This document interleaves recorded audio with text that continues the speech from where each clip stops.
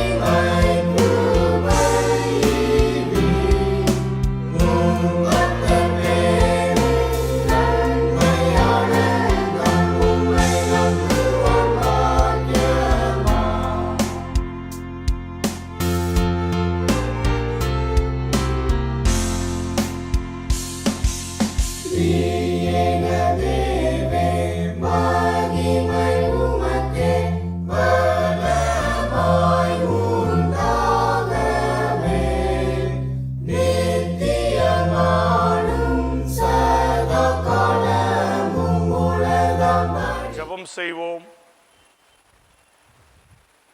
பரமண்டலத்திற்கு எங்கள் பிதாவே, உம்முடைய நாமம் பரிசுப்படுவதாக, உம்முடைய ராஜ்யம் வருவதாக, உம்முடைய சித்தம் பரமண்டலத்திலே செய்யப்படுவது போல பூமியிலே செய்யப்படுவதாக. அன்றன்றுள்ள அப்பத்தை எங்களுக்கு இன்று தாரும். எங்களுக்கு விரோதமாய் குற்றம் செயலுக்கு நாங்கள் மன்னிக்கிறது போல எங்கள் குற்றங்களை எங்களுக்கு மன்னியும். எங்களை சோதனைக்குள் பிரவேசிப்பனாமல் தீமை எங்களை ரட்சித்துக் கொள்ளும்.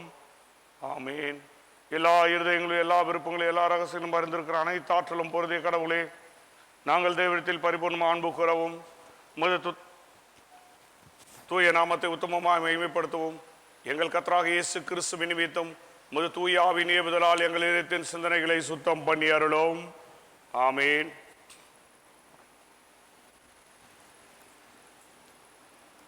நம்ம இரட்சகராகிய கிறிஸ்து திருவுளம் பற்றி சொல்லிய வார்த்தைகளாவன: நம்முடைய கடவுளாகி கர்த்தர் ஒருவரே கர்த்தர். உன் கடவுளாகி கர்த்தரத்தில் உன் முழு இதயத்தோடும் உன் முழு ஆத்மாவோடும் உன் முழு மனதோடும் உன் முழு பலத்தோடும் அன்பு கூறுவாயாக என்பது பிரதான கற்பனை.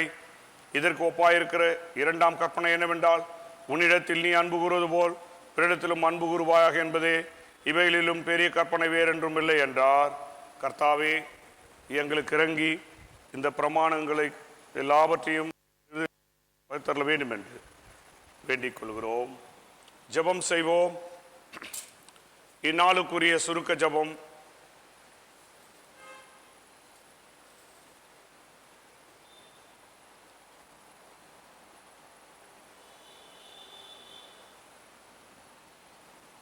திரித்துவ திருநாளுக்கு பின்வரும் 19ஆம் ஞாயிறு, பெந்தேகோஸ்தே திருநாளுக்கு பின்வரும் 20ஆம் ஞாயிறு. பராபரனே, உம்மாலே அன்றி நாங்கள் உமக்கு பிரியமாய் நடக்க திராணியற்றவளாய் இருக்கிறபடியினால் தேவரீர் எங்களுக்கு இறங்கி எல்லா காரியங்களிலேயும் உம்முடைய பரிசுத்த ஆவி எங்கள் இதயத்தை நடத்தி ஆண்டு கொள்ள வேண்டும்படி எங்கள் கர்த்தராகிய இயேசு கிறிஸ்துவின் மூலமாய் கிருபை செய்தருளோம். ஆமீன். தொடர்ந்து ஜெபம் செய்வோம்.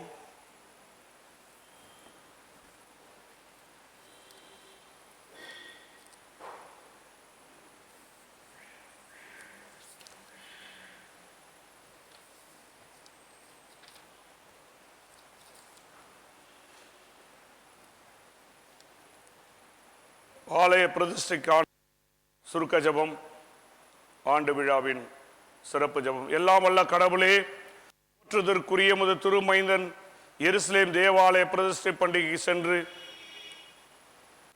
அவ்விழாவை தூய்மைப்படுத்தினாரே. விண்ணிலிருந்து எங்கள் மேல் உமது அருள் வளத்தை பொழிந்தருளும். தூய்மையே உமது ஆலயத்திற்கேற்ற அணி ஆகையால் நாங்கள் உமக்கு உகந்ததும் தூயதும் உயிருள்ளதுமான ஆலயமாக விளங்க செய்யும். உமது திருமைந்தனும் எங்கள் ஆண்டவருமான இயேசு கிறிஸ்துவின் மூலம் இந்நன்மைகளுக்காக உம்மை மன்றாடி வேண்டிக் கொள்கிறோம். ஆமேன். அமரும். திருமறை பகுதிகள் வாசிக்கும். 2 ராஜாக்கள் 2ஆம் அதிகாரம் வசனங்கள் 1 முதல் 15 வரை. 2 ராஜாக்கள் 2ஆம் அதிகாரம் வசனங்கள் 1 முதல் 15 வரை. ஆகாப் மரணம் அடைந்த பின் மோவாபியர் இஸ்ரவேலுக்கு விரோதமாய் கலகம் பண்ணி பிரிந்து போனார்கள். அகசியா சமாரியாவில் இருக்கிற தன் மேல் வீட்டிலிருந்து கிராதியின் வழியாய் விழுந்து வியாதிப்பட்டு, இந்த வியாதி நீங்கி பிழைப்பேனா என்று எக்ரோனின் தேவனாகிய பாகால் சேபூவினிடத்தில் போய் விசாரியுங்கள் என்று ஆட்களை அனுப்பினான். கர்த்தருடைய தூதன் திஸ்பியனாகிய எலியாவை நோக்கி, நீ எழுந்து சமாரியாவுடைய ராஜாவின் ஆட்களுக்கு எதிர்பட போய், இஸ்ரவேலிலே தேவன் இல்லை என்றால் நீங்கள் எக்ரோனின் தேவனாகிய பாகால் சேபூவினிடத்தில் விசாரிக்கப் போகிறீர்கள். இது நிமித்தம் நீ ஏறின கட்டிலிலிருந்து இறங்காமல் சாகவே சாவா என்று கர்த்தர் சொல்லுகிறார் என்பதே அவர்களோடே சொல் என்றான். அப்படியே எலியா போய் சொன்னான். அந்த ஆட்கள் அவனிடத்திற்கு திரும்பி வந்தபோது, நீங்கள் திரும்பி வந்தது என்ன என்று அவன் அவர்களிடத்தில் கேட்டான். அதற்கு அவர்கள், ஒரு மனுஷன் எங்களுக்கு எதிர்பட்டு வந்து, நீங்கள் உங்களை அனுப்பின ராஜாவினிடத்தில் திரும்பி போய், இஸ்ரவேலிலே தேவன் இல்லை என்றா நீ எக்ரோனின் தேவனாகிய பாகால் சேபூமினிடத்தில் விசாரிக்கப் போகிறாய்? இது நிமித்தம் நீ ஏறின கட்டிலிலிருந்து இறங்காமல் சாகவே சாவா என்று கர்த்தர் சொல்லுகிறார் என்பதை அவனோடே சொல்லுங்கள் என்றான் என்று சொன்னார்கள். அப்பொழுது அவன் அவர்களை நோக்கி, உங்களுக்கு எதிர்பட்டு வந்து இந்த வார்த்தைகளை உங்களிடத்தில் சொன்ன மனுஷன் எப்படிப்பட்டவன் என்று கேட்டான். அதற்கு அவர்கள், அவன் மயிர் உடையை தரித்து வார்க்கச்சியை தன் அறையிலே கட்டி கொண்டிருந்தான் என்றார்கள்.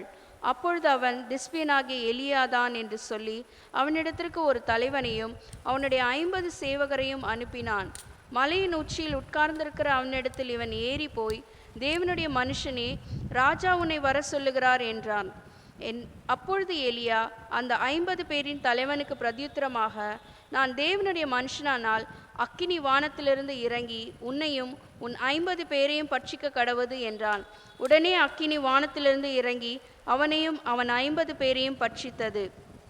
மறுபடியும் அவனிடத்திற்கு வேறொரு தலைவரையும் அவனுடைய 50 சேவகரையும் அனுப்பினான். அவன் அவனை நோக்கி, தேவனுடைய மனுஷனே, ராஜா உன்னை சீக்கிரமாய் வர சொல்லுகிறார் என்றான். எலியா அவர்களுக்கு பிரதியுத்தரமாக, நான் தேவனுடைய மனுஷனானால் அக்கினி வானத்திலிருந்து இறங்கி உன்னையும் உன் 50 பேரையும் பட்சிக்க கடவது என்றான். உடனே தேவனுடைய அக்கினி வானத்திலிருந்து இறங்கி அவனையும் அவன் 50 பேரையும் பட்சித்தது. திரும்பவும் 3ஆம் தரம் ஒரு தலைவனையும் அவனுடைய 50 சேவகரையும் அனுப்பினான். இந்த 3ஆம் தலைவன் ஏறி வந்தபோது எலியாவுக்கு முன்பாக முழங்கார் படியிட்டு அவனை வேண்டிக் கொண்டு, தேவனுடைய மனுஷனே, என்னுடைய பிராணனும் உமது அடியாராகிய இந்த 50 பேரின் பிராணனும் உமது பார்வைக்கு அருமையாயிருப்பதாக. இதோ அக்கினி வானத்திலிருந்து இறங்கி முந்தின 2 தலைவரையும் அவரவருடைய 50 சேவகரையும் பட்சித்தது. இப்பொழுதும் என்னுடைய பிராணன் உமது பார்வைக்கு அருமையாயிருப்பதாக என்றான். அப்பொழுது கர்த்தருடைய தூதன் எலியாவை நோக்கி, அவனோட கூட இறங்கி போ, அவனுக்கு பயப்படாதே என்றான். அப்படியே அவன் எழுந்து அவனோட கூட ராஜாவினிடத்திற்கு இறங்கி போய் வாசிக்க வேண்டிய வேத பாடம் வாசித்தாற்று. கிறிஸ்துக்கே மகிமை உண்டாகட்டும். அப்போஸ்தலனாகிய பவுல் தீத்துக்கு எழுதின நிருபம் 2ஆம் அதிகாரம் 1 முதல் 15 வசனங்கள் முடிய. அப்போஸ்தலனாகிய பவுல் தீத்துக்கு எழுதின நிருபம் 1 முதல் 15 முடிய. நீயோ ஆரோக்கியமான உபதேசத்துக்கேற்றவைகளை பேசு. முதிர் வயதுள்ள புருஷர்கள் ஜாக்கிரதை உள்ளவர்களும் நல்லொழுக்கம் உள்ளவர்களும் தெளிந்த புத்தி உள்ளவர்களும் விசுவாசத்திலும் அன்பிலும் பொறுமையிலும் ஆரோக்கியம் உள்ளவர்களுமாய் இருக்கும்படி புத்தி சொல்லு. முதிர் வயதுள்ள ஸ்திரீகளும் அப்படியே பரிசுத்தத்துக்கேற்ற விதமாய் நடக்கிறவர்களும் அவதூறு பண்ணாதவர்களும் மதுபானத்துக்கு அடிமைப்படாதவர்களுமாய் இருக்கவும், தேவவசனம் தூஷிக்கப்படாதபடிக்கு பால்ய ஸ்திரீகள் தங்கள் புருஷரிடத்திலும் தங்கள் பிள்ளைகளிடத்திலும் அன்புள்ளவர்களும் தெளிந்த புத்தி உள்ளவர்களும் கற்புள்ளவர்களும் வீட்டில் தரித்திருக்கிறவர்களும் நல்லவர்களும் தங்கள் புருஷருக்கு கீழ்ப்படுகிறவர்களுமாய் இருக்கும்படி அவர்களுக்கு படிப்பிக்கத்தக்க நற்காரியங்களை போதிக்கிறவர்களுமாய் இருக்கவும் முதிர் வயது ஸ்திரீகளுக்கு புத்தி சொல்லு.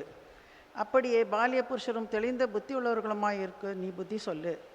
நீயே எல்லாவற்றையும் நற்கிரியைகளையும் மாதிரியாக காண்பித்து எதிரியானவன் உங்களை குறித்து பொல்லாங்கு சொல்கிறதற்கு ஒன்றும் இல்லாமல் வெட்கப்படத்தக்கதாக உபதேசத்திலே விகற்பமில்லாதவனும் நல்லொழுக்கமுள்ளவனும் குற்றம் பிடிக்கப்படாத ஆரோக்கியமான வசனத்தை பேசுகிறவனுமாய் இருப்பாயாக. வேலைக்காரர் தம்முடைய இரட்சகராகிய தேவனுடைய உபதேசத்தை எல்லாவற்றிலும் அலங்கரிக்கத்தக்கதாக தங்கள் எஜமானர்களுக்கு கீழ்ப்படிந்து எதிர்த்து பேசாமல் எல்லாவற்றிலும் பிரியமுண்டாக நடந்து கொள்ளவும் திருடாமல் இருந்து சகல விதத்திலும் நல்ல உண்மையும் காண்பிக்கவும் புத்தி சொல்லு. ஏனெனில் எல்லா மனுஷருக்கும் ரட்சிப்பை அளிக்கத்தக்க தேவ கிருபையானது பிரசன்னமாகி நாம் அவபக்தியையும் லௌகீக லட்சியங்களையும் வெறுத்து தெளிந்த புத்தியும் நீதியும் தேவ பக்தியும் உள்ளவர்களாய் இவ்வுலகத்திலே ஜீவனம் பண்ணி நாம் நம்பியிருக்கிற ஆனந்த பாக்கியத்துக்கும் மகாதேவனுக்கும் நமது இரட்சகருமாக இயேசு கிறிஸ்துவனுடைய மகிமையின் பிரசன்னமாவதற்கும் எதிர்பார்த்து கொண்டிருக்கும்படி நமக்கு போதிக்கிறது. அவர் நமக்கு சகல அக்கிரமங்களினின்று மீட்டுக்கொண்டு தமக்குரிய சொந்த ஜனங்களையும் நற்கிரியைகளையும் செய்ய பக்தி வைராக்கியம் உள்ளவர்களாகவும் நம்மை சுதந்திரிக்கும்படி நமக்காக தம்மை தாமே ஒப்பு கொடுத்தார். இவைகளை நீ பேசி போதித்து சகல அதிகாரத்தோடும் கடிந்து கொள். ஒருவனும் உன்னை அசட்டை பண்ண இடம் கொள்ளாதிருப்பாயாக.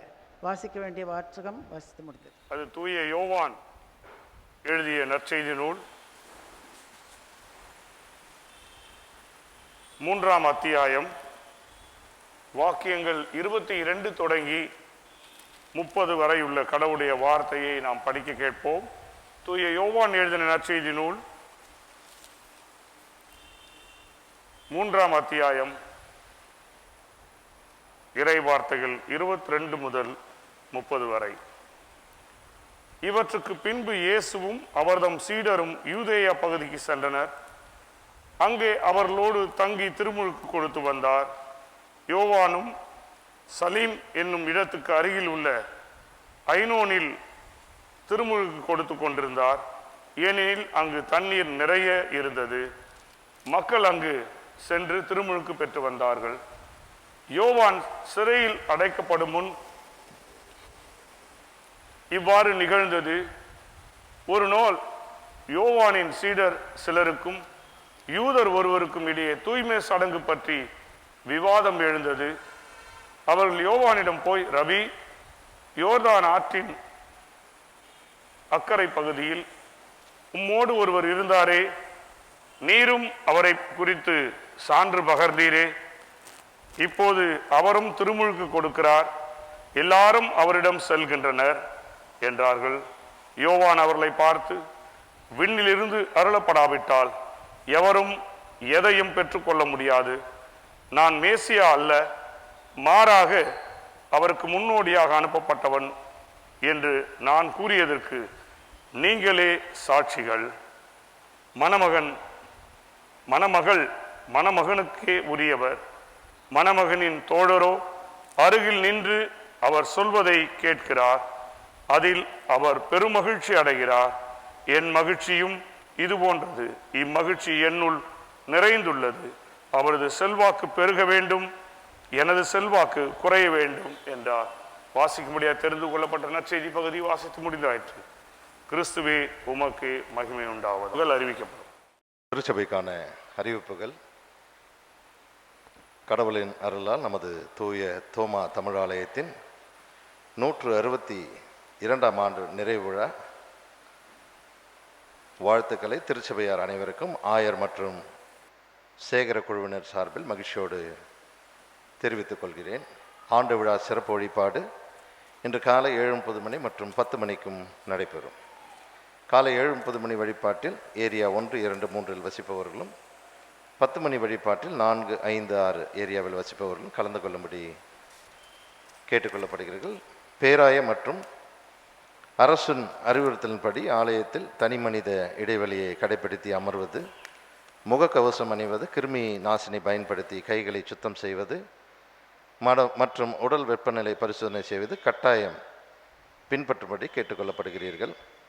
அனைவரும் வேதாகமும் பாடல் புத்தகம் குடிநீர் கொண்டு வரவும். ஆலயத்துக்கு வரும்போது பாத அணிகளை வெளியில் வைக்கவும். கொரோனா தொற்றை தவிர்க்க 10 வயதிற்கு குறைவானோர், 65 வயதிற்கு மேற்பட்டோர் மற்றும் காய்ச்சல், சளி, இருமல் அறிகுறிகள் இருப்போர் மருத்துவ ஆலோசனையோடு வீட்டில் இருக்கும்படி கேட்டுக்கொள்ளப்படுகிறீர்கள். மாத சந்தா உரைகளை காணிக்கை பெட்டியில் படைக்கவும். மறு அறிவிப்பு வரும் வரை ஐக்கிய சங்கங்களின் கூடுகை நடைபெறாது. மிஷன் ஃபெஸ்டிவல் காணிக்கை உரைகள் ஆலய நுழைவுவாலில் வைக்கப்பட்டிருக்கிறது. மிஷனரிகளுக்காக கொடுக்க விரும்புவோர் அதை பெற்றுக்கொள்ளும்படி கேட்டுக்கொள்ளப்படுகிறீர்கள். இன்று ஆலய வழிபாட்டில் கலந்து கொள்ள முடியாதவர்களுக்காக இன்றைய வழிபாட்டு நிகழ்வுகள் பதிவு செய்யப்பட்டு ஒளிப்பதிவு செய்யப்பட்டு saint Thomas Tamil church YouTube channel வழியாக ஒளிபரப்பப்படும். அடுத்த வாரம் 4ஆம் ஞாயிற்றுக்கிழமை 25/10/2020 காலை 7:30 மணிக்கு மட்டும் வழிபாடு நடைபெறும். அனைவரும் கலந்து கொள்ளும்படி கேட்டுக்கொள்ளப்படுகிறீர்கள். அறிவிப்புகள் நிறைவு பெற்றது. தங்களது பிறந்த நாள் மற்றும் திருமண நாளை காண்போர், பிறந்த நாள் காண்போர் 18/10/2020 master Aaron Charles, master Kirubaraj Ebenezer, Mrs Thangam Kamaraj, Mr Jayachandran. 19/10 Mrs Roslin Billy Daniel, Mr Stephen, master Napoleon Bonaparte, baby A Jofina Andrea. 20/10 master Steven Isaiah Daniel, Mrs Sheela Jayakumar, master Rakesh Sarangapani.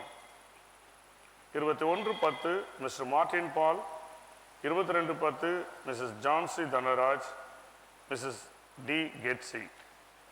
23/10 Mr Dinesh George Jebamani, Mr Alex Deva Arul, Mrs Sundara Jayamathi. 24/10 Mr Immanuel Devanesan, mister Jebadurai, Mr Innocent Pandian, Miss கிறிஸ்லீனா.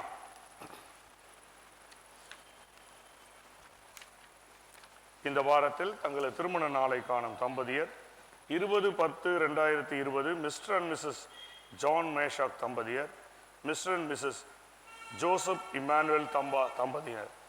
பிறந்த நாள் மற்றும் திருமண நாளை காணும் நம்முடைய திருச்சபையின் பிள்ளைகளை இறையேசுவின் திருப்பெயராலே வாழ்த்தி பாராட்டுகிறோம். ஆண்டவர் அவர்களை அதிகமாய் ஆசீர்வதிப்பாராக. திருச்சபையின் சார்பில் அவர்களை வாழ்த்துகிறோம். ஜெபம் செய்வோம். அந்தியோகியாவில்தான் முதல் முறையாக சீடர்கள் கிறிஸ்துவர்கள் என்னும் பெயரை பெற்றார்கள். தந்தை, மைந்தர், தூய ஆவியின் திருப்பெயராலே ஆமேன். எங்கள் கண்மலையும் மீட்பெருமாகி கர்த்தாவே, உமது அடிமையின் வாயின் வார்த்தைகளும் உமது அடியாருடைய இதயத்தின் சிந்தனைகளும் தியானமும் இன்று உம்முடைய சமூகத்தில் ஏற்புடையதாயிருப்பதாக. ஆமென். கிறிஸ்துவுக்குள் அன்பானவர்களே, இந்த ஆண்டு விழாவை எண்ணி நினைக்கின்ற இந்த சிறப்பு ஞாயிறிலே உங்கள் அனைவருக்கும் ஆண்டவருடைய திருப்பெயராலே என்னுடைய அன்பின் வாழ்த்துதலை வணக்கத்தை நான் தெரிவித்துக் கொள்கின்றேன். ஒருவேளை அந்த 20ஆம் தேதிக்கு பிறகு வருகிற ஞாயிறை கூட நாம் ஆண்டு விழா ஞாயிறாக அனுசரிக்க வாய்ப்பு இருக்கும். ஆனால் 4ஆம் ஞாயிறில் மிக குறைவான வருகை இருக்கும். அது மட்டுமல்ல, நாம் 4ஆம் ஞாயிறில் நம்முடைய வழிபாட்டு முறையில் தென்னிந்திய திருச்சபையின் வழிபாட்டு முறையை பின்பற்றோம். ஆகவே இந்த ஞாயிறை சிறப்பித்துக் கொள்வது வருகிற செவ்வாய்க்கிழமை ஆண்டு விழாவில் அதை இன்னொரு ஆண்டின் துவக்கமாக இருந்தாலும் இந்த ஞாயிறில் வைத்துக் கொள்வது சிறப்பாக இருக்கும் என்று எண்ணி அதை நாங்கள் இந்த ஞாயிறிலே நினைவு கூறுகிறோம். ஒருவேளை ஏதாயிலும் ஒரு இனிப்பு வழங்குதல், காஃபி, டீ அது போன்றெல்லாம் கூட யோசித்தோம். ஆனால் எல்லாவற்றிலும் இப்போது ஏதாயிலும் ஒரு சிந்தனை வருது. ஒருவேளை அவங்க பேக் பண்ணுறோம், ஒருவேளை பேக்கிங்கில் கொடுத்தா கூட பேக் பண்ணுறவங்க மூலமாக வந்துருமோ ஒரு பயம், அச்சுறுத்தல் இருந்து கொண்டே இருக்கிறது. ஆகவே தான் அவைகளை தவிர்த்திருக்கிறோம். ஆகவே நீங்கள் டெக்கரேஷன்லாம் பண்ணீங்க, சின்ன ஒரு இது கொடுத்துருக்கலாமே என்று கூட யோசிக்கலாம். ஒருவேளை ஒரு பிஸ்கட், டீ மாதிரி கூட கொடுத்துருக்கலாம். இருந்தாலும் எல்லாவற்றிலும் ஒரு அச்ச உணர்வு நம்மை தொடர்ந்து தொற்றுகிறது என்பதை தொக்கிக் கொண்டே இருக்குது நம்முடைய அடிமனதிலே. ஆகவே அதை தவிர்த்திருக்கிறோம். நீங்கள் அதை பொருட்படுத்தாமல் சிரமத்தை ஏற்கும்படி உங்களை அன்புடன் கேட்டு, ஏன்னால் இந்த நாட்களிலே அனைத்து விழா காலங்களை நாம் தவிர்த்திருக்கிறோம். நம்முடைய தனி வாழ்வில் குடும்பத்தில் கூட நிறைய நிகழ்ச்சிகள் தள்ளி போட்டு வந்து இப்போது குறுகிய அளவிலே நடத்தி கொண்டிருக்கிறதை நாம் அறிந்திருக்கிறோம். நாம் நிறைய நிகழ்வுகளே நம்முடைய குடும்பத்தின் உறவுகளுடைய நிகழ்வுகளே பங்கேற்க முடியாத ஃபோன்லேயே அல்லது அவங்க செய்வதை வீடியோ கால் மூலம் பார்ப்பதை நாம் உணர்ந்து வருகிறோம். இருப்பினும் ஏதோ ஒரு விதங்களிலே ஆண்டவர் நமக்கு அந்த மகிழ்ச்சியை வெவ்வேறு விதங்களில் அருள் வருகிறார். ஆண்டவருக்கு நாம் தொடர்ந்து நன்றி செலுத்தவும் நம்மை அர்ப்பணித்து ஜெபிக்கவும் கடமைப்பட்டிருக்கிறோம். இந்த நாளிலே ஆண்டு விழாவுக்கு என்ற சிறப்பான ஒரு பகுதியை நான் தெரிந்து கொள்ளாமல் இன்றைக்கு நம்முடைய சென்னை பேராயத்தில், ஏனென்றால் தென்னிந்திய திருச்சபையில் யூத்திற்கான யூத் சண்டே என்று ஒரு தலைப்பை கொடுத்திருக்கிறார்கள். ஆனால் நாம் யூத் சண்டேவை எப்பொழுதும் ஜனவரியில் மாற்றிவிட்டதுபடியால் இந்த சண்டேல அதற்குரிய தலைப்பை இங்கே மாற்றி கொடுத்திருக்கிறாள். அதன் அடிப்படையில் பார்த்தீங்கன்னா சாட்சியுள்ள அல்லது சாட்சியாகிய சீடத்துவம், discipleship as witness, discipleship as witness, சாட்சியாகிய சீடத்துவம். அதனால்தான் நான் ஜபத்தின் போது ஒரு தொடக்க வசனத்தை நான் அடிப்படையாக வாசித்தேன். அது நமக்கு அறிந்த வசனம்தான். முதல் கிறிஸ்தவர்களுக்கு சீடர்களுக்கு அந்தியோகியாவில் தான் கிறிஸ்தவர்கள் என்ற பெயர் வழங்கப்பட்டது என்பதை நாம் படித்திருக்கிறோம். அதை தான் உங்களுக்கு நான் நினைவுபடுத்தினேன். அப்போ disciples of Christians, disciples are Christians. அதே போல all Christians are disciples of Christ. ஒரு திருச்சபை கூட இருக்குது, நிறைய பேர்கள் வைப்போம் பைபிள் இது. அதுபோல டிசைபிள் ஆஃப் கிரைஸ்ட் சர்ச், கிறிஸ்துவின் சீடஸ் திருச்சபை என்று ஒரு இண்டிபெண்டன்ட் சர்ச் இருக்கிறது. இது எதுக்கு சொல்றேன்னா, இப்படி நாம் அவைகளெல்லாம் பெயர்களை வைப்பது ஒவ்வொன்றையும் நினைவு கூறுவதற்காக தான். சென்ட் தாமஸ் ஆலயம் என்று பெயர் வைப்பு கூட அதை நினைவு கூறுவதற்காக. வெறும் ஆலய ஆண்டு விழாவை நினைவு கூறுவது மட்டுமல்ல, அவருடைய தியாகம், அவருடைய திருப்பணிகளை, ஒவ்வொரு ஆலயத்திற்கும் நாம் தூயவர்களுடைய சீடர்களுடைய பெயர் வைப்பது அவருடைய பணிகளை எண்ணுவது, அல்லது அவருடைய விசுவாச பாதையை சீர்தூக்கி பார்ப்பது, அவர் கிறிஸ்துவோடு நடந்த பாதையை பயணித்த விசுவாச வாழ்வை எண்ணி தியானிப்பதற்கான ஒரு அடையாளங்கள் தான் பெயர்களை வைக்கிறோம். சில நேரங்களில் மிஷினரிமார்கள் பெயர்கள், அது கூட பார்த்தீங்கன்னா மிஷினரிகள் அந்த பகுதியில் வந்து அந்த ஆலயங்களை உருவாக்க தங்களை குடும்பத்தை பிள்ளைகளை இழந்து மொழிகளை கற்று இப்படி பல்வேறு நிலைகளிலே தங்களை ஆண்டவருக்காக அர்ப்பணித்த அந்த தியாக வாழ்வை எண்ணும்படியாக தான் அழைக்கப்படுவோம். அப்படி அந்த சூழ்நிலையில் பார்த்தீங்கன்னா அவருடைய வாழ்வை நீங்கள் அந்த வசனத்தை பார்த்தா 25ஆம் வசனத்து 26 அப்போஸ்தலர் 11 ஓராண்டு காலமாக அவர்கள் தங்கி அந்த ஜெப ஆலயங்களிலே பங்கேற்றார்கள். இயேசு கிறிஸ்துவை பற்றி கற்பித்து வந்தார்கள். அதை கண்டு அந்தியோகியாவிலே முதல் சீடர்களை கிறிஸ்தவர்கள் என்று அழைத்தார். அந்த ஓராண்ட வாழ்க்கையின் அனுபவத்தை, அவருடைய சாட்சியை பார்த்து, அதான் அந்த தலைப்பு, சாட்சி உள்ள சீடத்துவம்.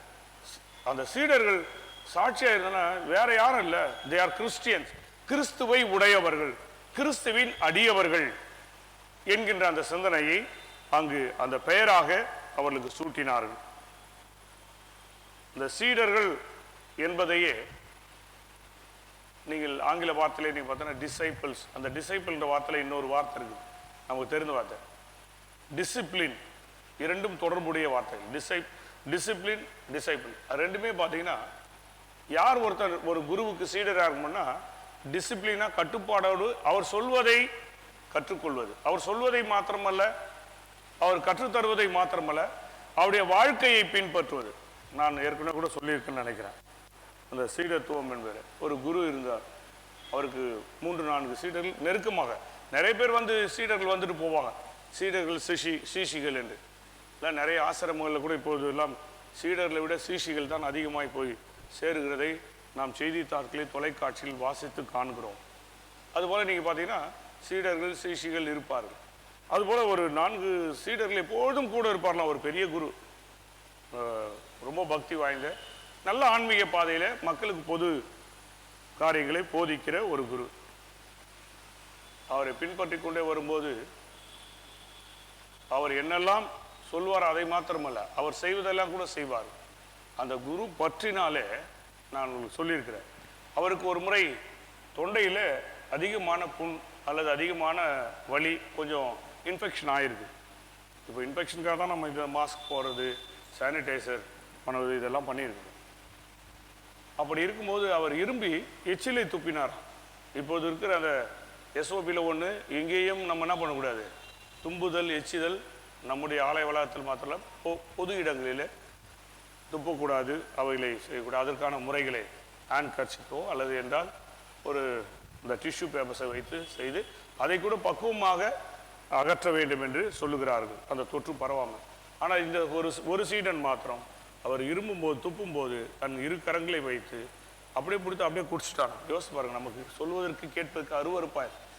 அதனுடைய என்னவென்னா, அவரிலிருந்து வருகிற அவருடைய இதயத்திலிருந்து மாத்திரமல்ல, அவருடைய வாயின் வழியாக வருகிற வார்த்தைகள் மட்டுமல்ல, எதுவாக இருந்தாலும் அது வீணாக்கக்கூடாது. அவ்வளவு குருட்டுத்தனமான, அவ்வளவு முரட்டுத்தனமான ஒரு பின்பற்றுதல் பக்தி, அந்த கட்டுப்பாடு, அதை அவரை எல்லைக்கு மீறி அஞ்சு அவருக்கு கீழ்ப்படுகின்ற அந்த ஒரு சூழல், இந்த டிசிப்ளினில் கீழ்ப்படிதல், கட்டுப்பாடு, கடமைகள், இன்னும் பல்வேறு பண்புகள் அடங்கி இருக்கிறது. ஆகவே டிசைபிள் என்பவர், கிறிஸ்தவர் என்பது இவ்விதமான கட்டுப்பாடுக்குள், ஒழுங்குக்குள் கிறிஸ்துவை பின்பற்றுகிறவர்கள், ஃபாலோவர். ஃபர்ஸ்ட் பாயிண்ட் அதான், டிசைபிள் என்பது அல்லது டிசைபிள்ஷிப் என்பது பி எ ஃபாலோவர், ஒருவன் என் பின்னே வர விரும்பினால் என்கிற வார்த்தை நமக்கு தெரியும் இல்லை, உங்களுக்கு தெரியும். ஒருவன் என் பின்னே வர விரும்பினால் அவன் தன்னைத்தான் வெறுத்து தன் சிலுவை எடுத்துக்கொண்டு என்னை பின்பற்ற கடவன் என்று அவர் சொல்லுகிறார். அதை நான் பிறகு இறுதி பாயிண்ட்ல மூன்றாவதுல சொல்லுகிறேன். அப்படி இருக்கிற பகுதிகளை நாம் வாசித்திருக்கிறோம், தொடர்ந்து தியானிக்கிறோம். இங்கே முதல் பகுதியாக வாசித்ததுல எலியா அவருடைய பணிகள் முடிந்து கடந்து போறார். கடவுள் ஆவியானவர் அவரை நீங்க போங்க போறார். அவருக்கு நான் எப்படி சொன்ன, இப்ப நெருக்கமான சீடர்கள் அநேகர் தீர்க்க தரிசன புத்திரர்கள் இருந்தார்கள், இறைவாக்கினுடைய பிள்ளைகள்னா ஃபாலோவர்ஸ். அந்த நம்ம திருமறையில் வாசிக்கும்போது தீர்க்க தரிசிகளின் புத்திரன்னா நீங்க ஒன்று அவங்க பிள்ளைங்கன்னு மட்டும் யோசிக்கக்கூடாது, அப்படி இல்லைங்க. They followers of the chief prophet. எலியா இருந்தார் என்று சொன்னால் அவரை சுற்றி அநேகர் அவரை பின்பற்றுகிறவர்களை தீர்க்கர்களின் புத்திரர் என்று அழைத்தார்கள். அப்படி அழைக்கின்ற அந்த நிகழ்வு தான் புத்திரர் என்று வருகும். நீங்கள் பழைய ஏற்பாட்டினா சாமுவேல் மற்றும் ராஜாக்களுடைய புத்தகங்களில் நீங்கள் வாசிப்பீர்கள் என்றால் அவ்விதமாக இருக்கும். அப்படி பின்பற்றில் ஒருவர் எலிசா மட்டும் அவரை தொடர்ந்து வருகிறார். எங்கிருந்தெல்லாம் வர்றாருன்னு பார்த்தீங்கன்னா, முதல்ல கில்கால்லேருந்து புறப்படுறாங்க, பெத்தேலிருந்து எரிகோ போகிறாங்க, எரிகோவிலிருந்து அப்படியே யோர்தான், சமாரியாவிலிருந்து எருசலேம், பெத்தேலும் சமாரியாவில் இருக்குது, கில்கால சமாரியாவில் இருக்குது. ஒவ்வொரு பெயர்களுக்கும் நான் அர்த்தத்தை சொல்ல இந்த விளைவில். எரியோ உங்களுக்கு தெரியும், எருசலேமுக்கு அந்த சவக்கடலுக்கு கொஞ்சம் முன்னாடி இருக்கிற அந்த ஒரு பகுதி.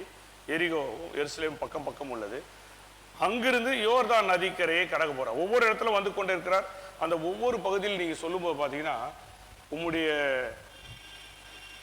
ரொம்ப நம்பிக்கை வைத்திருக்கிற அந்த குரு அல்லது அந்த தீர்க்கர் எலியா வானத்துக்கு எடுத்துக்கொள்ள போகிறார் என்று அந்த இவரோடு இருக்கிற உடன் சீடர்கள் இவரை விட ரொம்ப ஆழமா பின்பற்றல, சும்மா சாதாரண இயல்பாய் பின்பற்றுகள் சொல்றாங்க, இருக்கட்டும் பரவாயில்லை, நான் அவரை விட மாட்டேன் அப்படின்றார். அப்போது ஒவ்வொரு இடத்துலேருந்து கடந்து போகும்போது நீங்க அந்த வார்த்தைகளை 3 முறை வீதமாக நான் அவரும் சொல்றாரு, நீ போயிடு, நான் ஒரு இடத்துக்கு போகிறேன், ஆண்டவர் என்னை கில்காலிருந்து பெத்தேல் இல்லை. 3 முறை நீங்க பார்த்தா 2ஆம் வசனம், 4ஆம் வசனம், 6ஆம் வசனம், 2 ராஜாக்கள் 2ஆம் அதிகாரத்தில் 2, 4, 6 ஆகிய வசனங்களை பார்த்தோன்னா, நான் உம்மை விட்டு பிரிய மாட்டேன், I will not leave you, I will follow you. அதான் சீடத்துவம், அதான் கிறிஸ்தவ சாட்சி. எப்போதும் கிறிஸ்துவை எல்லா சூழ்நிலையிலும் நான் மீண்டும் அந்த இதை நினைவுபடுத்த விரும்புகிறேன். சாத்ராக் மேஷாக் சொல்லும்போது, நீ நிறுத்தின பொருட்களை நாங்கள் வணங்க மாட்டோம், ஏன்னா நாங்கள் உண்மையாய் வணங்குகிற எங்களுடைய ஜீவனுள்ள உயிருள்ள ஆண்டவர் எங்களை காப்பாற்றுவார். அப்படி காப்பாற்றாமல் போனாலும், இஃப் நாட் அங்கே போட்டிருக்கோம், பட் இஃப் நாட், அவர் எங்களை காப்பாற்றாமல் போனால் கூட காலமாடுறோம். ஆனால் அதுதான் பின்பற்றுதல். நீ எங்க போனாலும் நான் உம்மை விட்டு பிரிய மாட்டேன், பின்பற்றுறது, ஃபாலோ பண்ணுறது. அதில் பார்த்தீங்கன்னா 6ஆம் வசனத்தினுடைய அந்த 2வது பகுதியில், நான் உண்மை விட்டு பிரிய மாட்டேன் சொன்னோம். இருவரும் தொடர்ந்து பயணம் செய்தனர். சீடத்துவம் என்பது, உண்மையான கிறிஸ்தவம் என்பது இருவரும் தொடர்ந்து பயணம் செய்தனர். யாரு? எலியாவும் எலிசாவும். கிறிஸ்துவும் நாமும் தொடர்ந்து பயணம் செய்யறோம். பார்த்தீங்களா? அப்பப்போ விட்டுட்டு அப்பப்போ தூக்கிட்டு போறதில்ல. இப்போ சில ஒவ்வொரு இடத்துக்கு போகும்போது ஒவ்வொரு பேக் எடுத்துன்னு போவோம். மார்க்கெட்டுக்கு போகும்போது ஒரு பேக் எடுத்துன்னு போவோம். சர்ச்சுக்கு வரும்போது ஒரு ஹேண்ட் பேக். அதில் இந்த வாரம் எடுத்துன்னு போகிறத அடுத்த வாரம் எடுத்துன்னு வர மாட்டோம். சில நேரத்தில் புடவைக்கோ அல்லது சஃபாரி, என்ன புடவை பார்த்தா அவங்க கோச்சுக்குவோம். நீங்கள் எப்போ பார்த்தாலும் எங்களையே தாக்குறீங்க ஐயா அப்படின்னு அவங்க யோசிச்சிடக்கூடாது. அதனால சஃபாரிக்கு ஏற்ற மாதிரி பர்ஸோ ஏதோ ஒன்று, எல்லாருமே மேட்சை நாம் விரும்புகிறோம் இல்லை? அது மாதிரிலாம் பேகை மாற்றி மாற்றி எடுக்கணும். அதுபோல் அல்ல கிறிஸ்தவ வாழ்க்கை. சூட்கேஸ் போல் ஆஃபீஸுக்கு போகும்போது எக்ஸிக்யூட்டிவாக போகும்போது சூட்கேஸ் எடுத்து போகும். மற்ற நேரங்களில் போகும்போது, ஊருக்கு போகும்போது வேறு விதமான பேக். அப்படி அல்ல. எல்லா இடங்களிலும் எல்லா ஊர்களிலும் இருவரும் தொடர்ந்து பயணம் செய்தனர். எல்லா இடத்திலும் கிறிஸ்துவோடு பயணம் செய்வதுதான் சாட்சியுள்ள சீடத்துவம். நாம் உண்மையான இயேசுவின் பிள்ளைகள், கிறிஸ்துவின் அடியவன் சீடர் என்று சொன்னால் எல்லா இடத்திலும். ஒருவேளை சில இடங்களில் ரொம்ப பப்ளிக்காக பண்ண முடியாது, அந்த சூழல்கள் அப்படி. நாம் பணி செய்கிற இடங்கள் அப்படி முரட்டுத்தனமான, சில நேரத்தில் கொடூரமான, அல்லது நாம் பப்ளிக்காக சொன்னால் அங்கு நம்மோடு உடன் செய்கிறவர்கள் வேறு சமயத்தவர், அதுவும் தீவிரமான, நாம் அதை பெயர்களை நான் சுட்டி காட்ட விரும்பல, தீவிரமாய் நம்ம எப்பொழுது பிடிக்கலாம். ஆனால் இருந்தாலும் நம்முடைய அமைதியான வாழ்வில் அவர்கள் உணர முடியும், கிறிஸ்துவோடு இவர் பயணிக்கின்றார், கிறிஸ்துவோடு பயணம் செய்கிறார். அதான் உண்மையான சீடத்துவம். இரண்டாவதாக தீத்துவை நாம் வாசி கேட்டோம். தீத்து பகுதியில் அவர் சொல்ற வார்த்தை 7ஆம் வசனம் தயவு செய்து வாசிங்கள். தீத்து 2ஆம் அதிகாரம் 7ஆம் வாக்கியம்.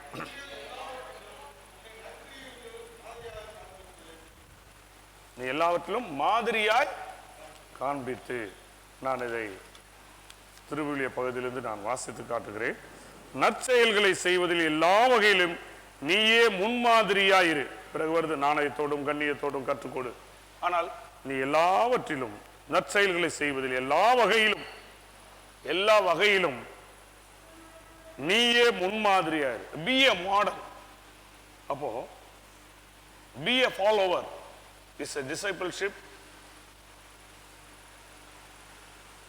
as a witness. ரெண்டாவது, be a model as a discipleship in witness.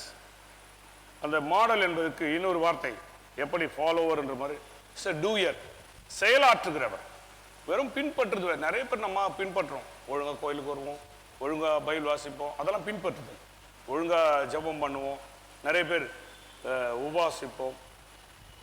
முந்தையெல்லாம் கூட நான் வாரத்தில் ஒரு நாள், இப்போ ரொம்ப காலமாக உபவாசம். இந்த லெந்து காலம் வரும்போது அதே போல் ஒரு வேளை மாத்திரம், அது கூட தவிர்க்கப்படுகிற சூழ்நிலையில் நம்ம வயதானவர் சில நேரத்தில் உபவாசத்தை தவிர்ப்பது கூட நல்லது. உபவாசம் இருப்பது ஒரு பக்கம் உடலுக்கு ஆரோக்கியமாய், மெடிக்கல் ரீதியாக கூட நம்மை சரீரத்தை கொஞ்சம் ஆயத்தப்படுத்துவதாக இருந்தாலும், ரொம்ப உபவாசம் தானே சுகர் ஸ்டார்ட் ஆகிடுது. இல்லாதவங்களுக்கு கூட சுகர் என்ன ஆகிடுது, ஸ்டார்ட் ஆகிடுது.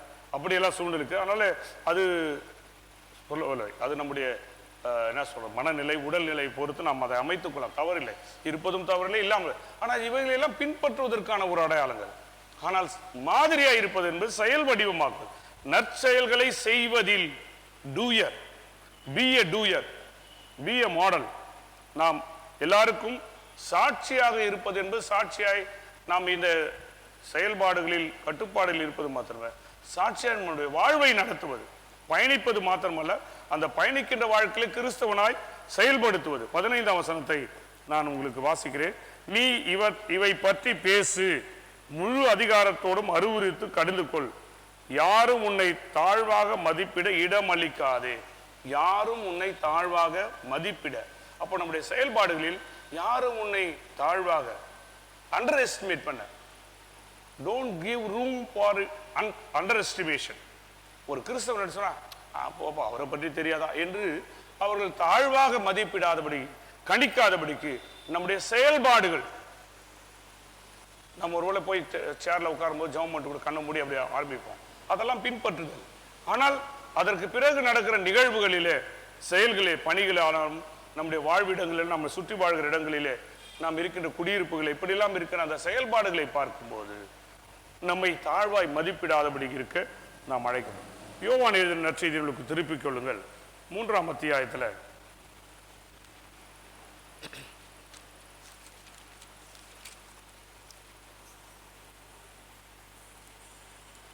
30ஆம் வசனம் அவர் என்ன சொல்றாருன்னா, அவரது செல்வாக்கு பெருக வேண்டும். he must be increase, I must be decrease. நான் குறைய வேண்டும், அவர் பெருக வேண்டும். அவர் உயர வேண்டும், நான் தாழ வேண்டும் என்கிற அந்த நிலையை செல்வாக்கு என்று போடப்படுகிற திருவிழத்தில் அவருடைய நாமும் மகிமைப்பட வேண்டும். நாம் சொல்ற ரெகுலர் வார்த்தையில் சொன்னா அவரை நாம் உயர்த்த வேண்டும், நம்மை தாழ்த்து கொள்ள வேண்டும். அதைத்தான் பவுலுடைய நான் குறையவும் அவர் என் வழியாக, என் சாட்சி வழியாக, நான் அவரை பின்பற்றுகிற சீடத்துவத்தின் வழியாக அவர் பெறுவார். அப்படின்னா டிசைபிள்ஷிப் என்பது சாட்சி, அதாவது கிறிஸ்தவத்தின் சீடத்துவத்தின் சாட்சி என்பது பிய மாற்றையார். நான் உங்களுக்கு ஏற்கனவே இந்த கிறிஸ்தவத்தின் ஆதிகால திருச்சபையில் இருந்த முக்கிய அடிப்படையான செயல்பாடுகளை அவருடைய ஒரு தாரக மந்திரமாக வைத்திருந்தார். அதில் ஒன்று மாற்றூரியா, விட்னஸ், ஃபெலோஷிப், கொய்னோனியா, அதே போல் டயகோனியா. அதில் ரெண்டுத்துக்கும் நடுவில் வர்றது கொய்னோனியாக்கும் டயகோனியாக்கும் நடுவில் வர்றது மாற்றூரியா, சாட்சி பகிர்தல். சாட்சி, இந்த மாற்றூரியா என்பது அதில் தான் மாற்றையர், இரத்த சாட்சி என்று சொல்லுகிறோமே, மாற்றூரியா என்பதுதான் மாற்றையர் என்கிற ஆங்கில வார்த்தை வருகிறது. அதன் அடிப்படையில் நீங்க பார்த்தீங்கன்னா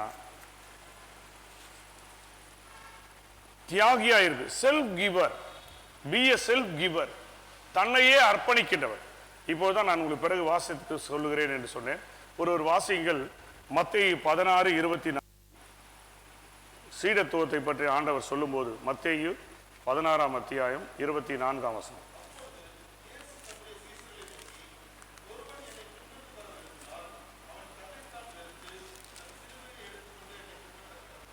ஒருவன் தன்னைத்தான் வெறுத்து தன் சிலுவை எடுத்துக்கொண்டு என்னை பின்பற்ற. இதே மார்க்கு 8:34 இருக்குது, லூக்கா 9:23 இருக்குது. லூக்கா 9:23 வாசிங்க யாருன்னா.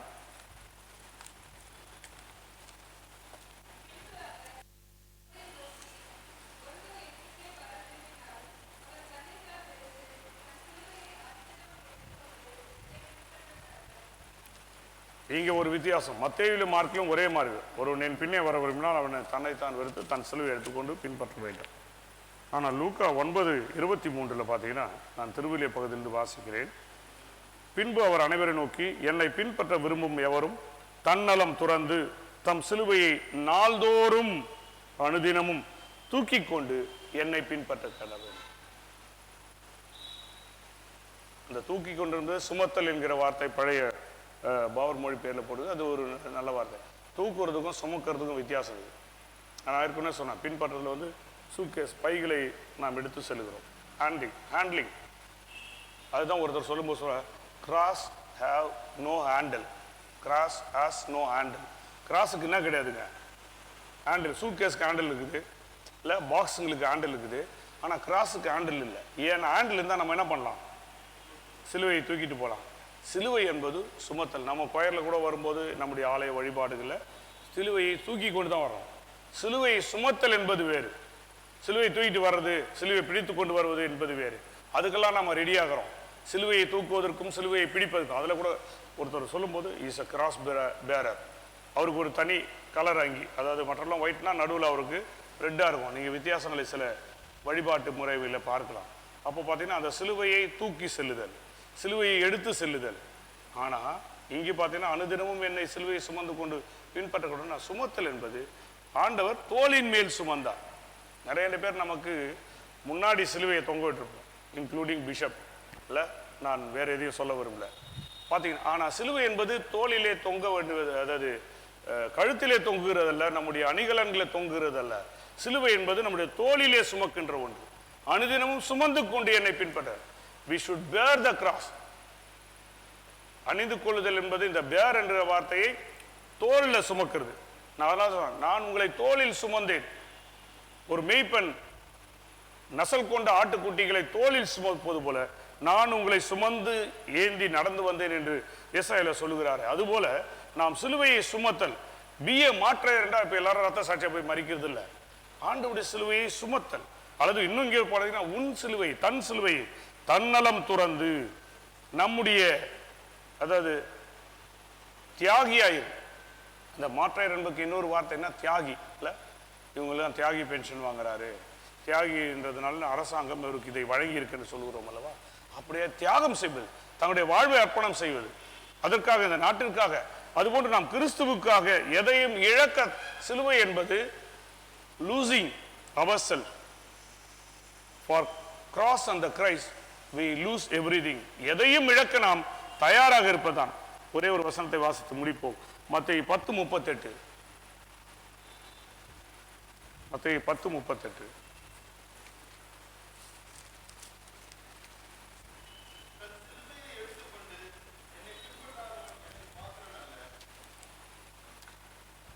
மற்ற இடத்துல 3 பகுதியில் வரதுன்னு, ஒருவர் என்னை பின்பற்ற விரும்பினால், பின்பற்றணும்னா தன்னலம் துறந்து சிலுவையை சுமந்து கொண்டு எடுத்துக்கொண்டு என்னை பின்பற்ற கடவன் சொல்றாரு. இங்க பாத்தீங்கன்னா சிலுவையை எடுத்துக்கொண்டு பின்பற்றாதவன் 10:34 நான் உலகிற்கு அமைதி கொணர வந்தேன். சாரி 10:34 இல்ல 38 தான், நான் தான் மாற்றி வாசிட்டேன். 38 தம் சிலுவையை சுமக்காமல் என்னை பின்பற்ற விரும்புவோர் என்னுடையவர் என கருதப்பட தகுதியற்றவர். இந்த வார்த்தை கொஞ்சம் ஸ்ட்ராங்கா இருக்கு, அதனால தான் இதுல வாசித்தேன். என்னை பின்பற்ற தகுதியற்றவர். இங்க திருவிழத்தில் இஸ் டிஸ்குவாலிஃபைட், குவாலிஃபைட் டிஸ்குவாலிஃபைடு என்று பார்த்தீங்களா? அப்படின்னா சிலுவையை சுமக்காதவர்லாம், பின்பற்றவங்கலாம் ரொம்ப பேர் இருக்கிறாங்க. ஆனால் சிலுவையை சுமக்காத கிறிஸ்தவர் disqualified to be a Christian. அப்போதான் be a martyr, be a follower, be a doer, be a model, be a martyr. நாம் செல்ஃப் கிவரா, நம்மை தாழ்த்தி நம்மை இழந்து கிறிஸ்துவை வெளிக்க, அதான் நான் சிறுகவும் நீர் பெருகவும் என்னை மறைத்து உம்மை வெளிப்படுத்தும் என்று நாம் ஜெபிப்பது போல, அல்லது திருமறையிலே பவுலும் யோவானும், பவுல் கூட அதை சொல்வார், நான் சிறுகவும் அவர் என்னிலே பெருக வேண்டும். அப்படி நாம் உண்மையான சீடத்துவர்களாய் இருக்க இந்த ஆண்டு விழாவின் நன்னாளிலே நம்மை மீண்டுமாக மறுபிரதிஷ்டை செய்து ஆண்டவருக்கு அர்ப்பணிப்போம். ஆண்டவர் தாமே திருவார்த்தைகளால் நம்மையும் நம்முடைய குடும்பத்தையும் நம்முடைய வாழ்வை ஆசீர்வதிப்பாராக. பாவங்கள் நிமித்து மொழியிறைத்தோடு உண்மையாய் மனஸ்தாபப்பட்டு பிறரிடத்தில் அன்பும் சிநேகமாயிருந்து இனி கடவுளை கற்பனை கை கொண்டு புதிதாக்கப்பட்டவர்களாய் அவருடைய தூய வழியில் நடப்போம் என்று தீர்மானிக்கிற நீங்கள் விசுவாசத்தோடு சேர்ந்து உங்களுக்கு ஆறுதல் உண்டாக பணிவாய் முழங்கால் படித்து சர்வலமுள்ள கடவுளை நோக்கி உங்கள் பாவங்களை மனத்தாழ்மையாய் அறிக்கையிடுங்கள். அனைவரும் சேர்ந்து அறிக்கை செய்வோம். சர்வலமுள்ள கடவுளே, எங்கள் கர்த்தராகிய இயேசு கிறிஸ்துவின் பிதாவே, சகலத்தையும் சிருஷ்டித்தவரே, சகல மனிதருக்கு நியாயாதிபதியே, தேவனுடைய நீதி உள்ள உக்கர கோபாக்கு எங்கள் மேல் வரத்தக்கதாக நாங்கள் அடிக்கடி நினைவினாலும் வார்த்தையினாலும் கிரியையினாலும் உம்முடைய திவ்ய மகத்துவத்துக்கு விரோதமாக கருத்து செய்த பலவிதமான பாவங்களையும் அக்கிரமங்களை அறிக்கையிட்டு புலம்புகிறோம். இந்த குற்றங்களை குறித்து நாங்கள் உண்மையாய் மனசாப்பட்டு முழு மனதோடு தூக்கப்படுகிறோம். அவளை நினைத்து வேதனைப்படுகிறோம். அவள் எங்களால் சுமக்கப்படாத பாரம் எங்களுக்கு இறங்கும். மிகுந்த இரக்கமுள்ள பிதாவே, எங்களுக்கு இறங்கும். நாங்கள் செய்த யாவையும் முது குமாரனும் எங்கள் கர்த்தருமாக இயேசு கிறிஸ்து நிமித்தம் எங்களுக்கு மன்னி அது நாமத்துக்கு கனம் மகிமை உண்டாக நாங்கள் புதிதாக்கப்பட்டவளாய் இனி எப்பொழுதும் உமக்கு ஊழியம் செய்து உமக்கு பிரியமாய் நடந்து வரும்படி எங்கள் கர்த்தராகிய இயேசு கிறிஸ்துவின் மூலமாய் கட்டளையிட்டார்களும்.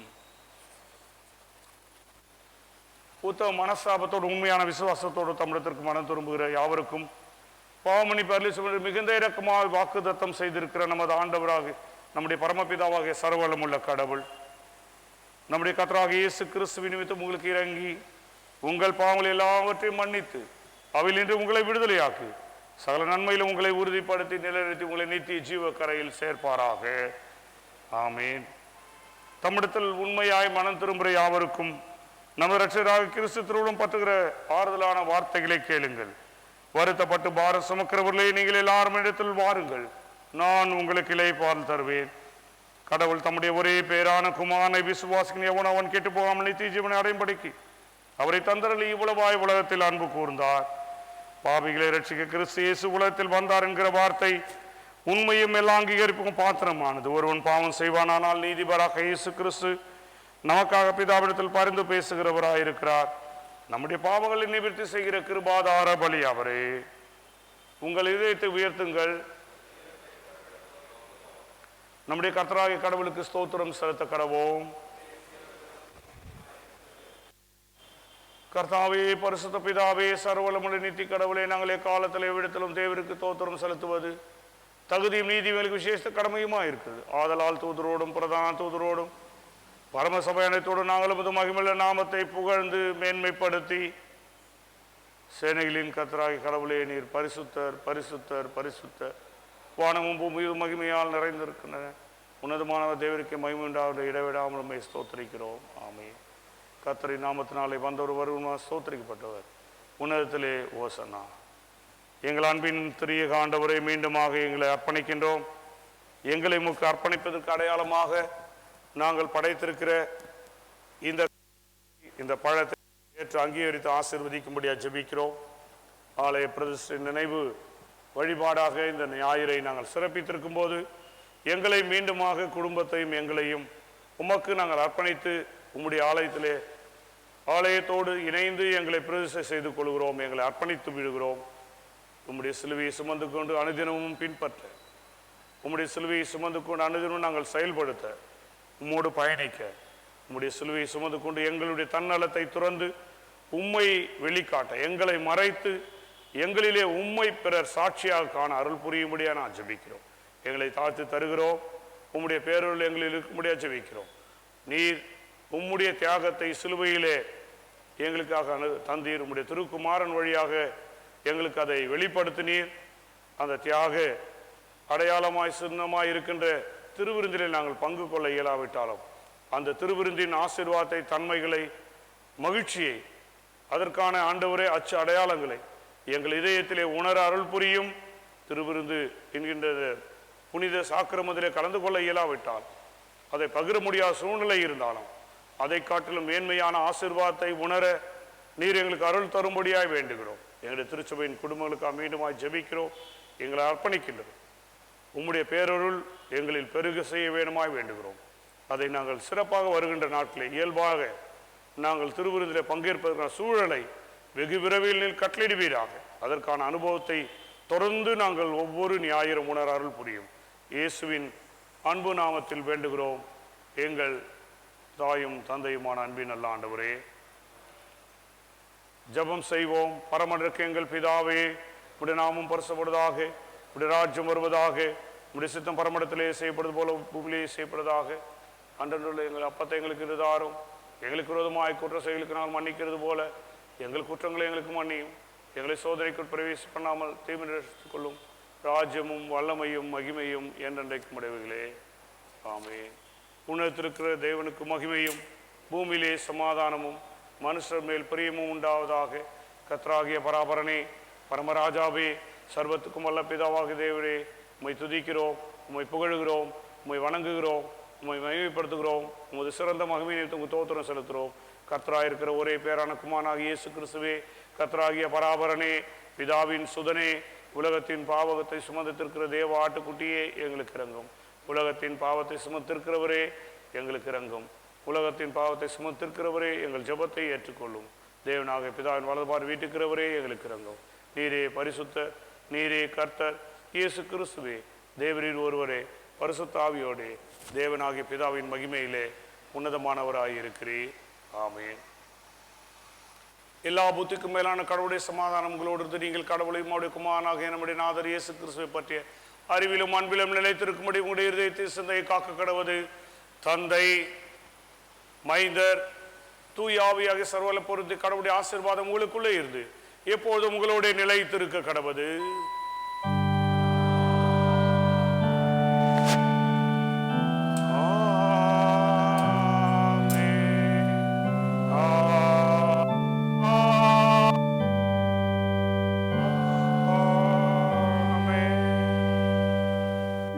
கர்த்தரை ஸ்தோத்திரி, என் முழு உள்ளமையுடைய பரிசுத்த நாமத்தை ஸ்தோத்திரி. என் ஆத்மாவே கர்த்தரை ஸ்தோத்திரி. கர்த்தர் செய்த சகல பாவங்களும். கர்த்தர் உங்களோடு இருப்பாராக.